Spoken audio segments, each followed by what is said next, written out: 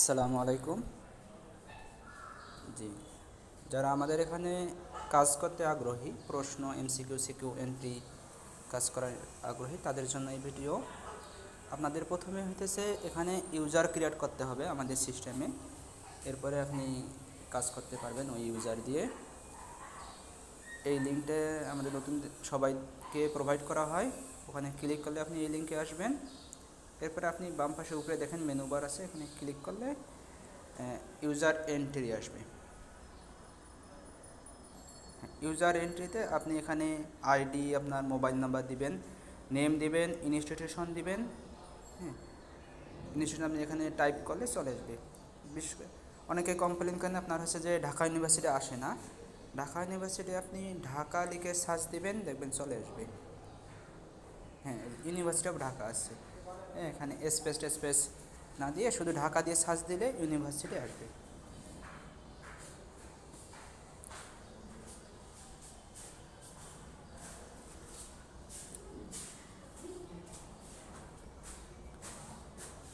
জি, এরপরে department select করবেন, হল, এভাবে সেশন, আপনি কোন সেশনে আছেন, মানে আপনার সেশন ফার্স্ট ইয়ারের সেশনটা উল্লেখ করবেন।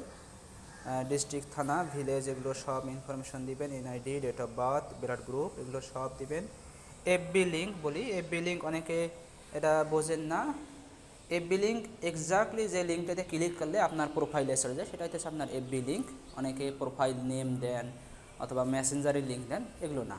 এফবি লিঙ্ক, যে লিঙ্কটাতে আপনার ক্লিক করলে ব্রাউজারে আপনার প্রোফাইলটা চলে আসে, এটা হচ্ছে এফবি লিঙ্ক।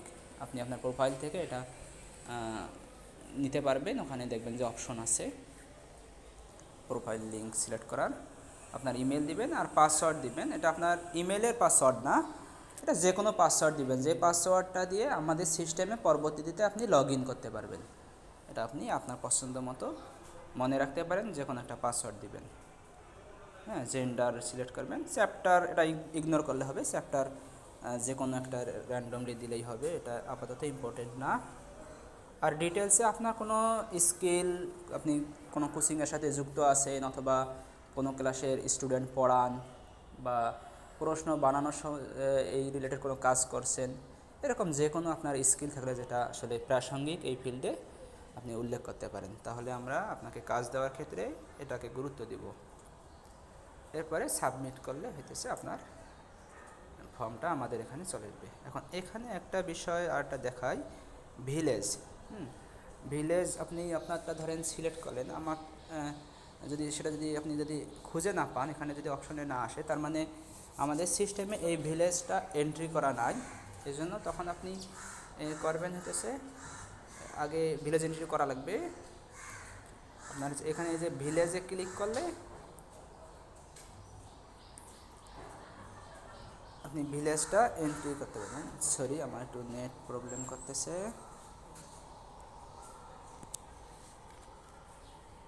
জি স্যার, এখানে আমাদের সিস্টেমে কি কি ভিলেজ আছে এখানে সব লিস্ট আছে। তো আপনারটা যদি আপনি খুঁজে না পান, তাহলে অ্যাড ইউর ভিলেজ এখানে ক্লিক করলে আপনারটা অ্যাড করার সুযোগ দিবে। আপনি ভিলেজের ইংলিশ নাম লিখবেন, বাংলার নাম লিখবেন এবং এটা কোন জেলা থানার আন্ডারে পড়ে সেটা এখানে দিবেন। দিয়ে এখানে ক্রিয়েট ক্লিক করলে এটা ক্রিয়েট হয়ে যাবে। এখন আপনি ব্যাকে এসে ইউজার এন্ট্রিতে আবার ঢুকে ইউজার ক্রিয়েট করবেন।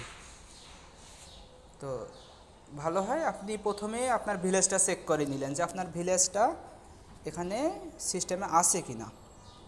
যদি থাকে তাহলে আপনি ফর্মটা ফিল আপ করা শুরু করলেন, আর না হলে আপনি আগে ভিলেজটা এখানে অপশনে গিয়ে মেনুতে গিয়ে ভিলেজটা অ্যাড করে তারপরে আপনি আপনার হইতেছে ইউজার ক্রিয়েট করলেন। আশা করি বুঝতে পারছেন।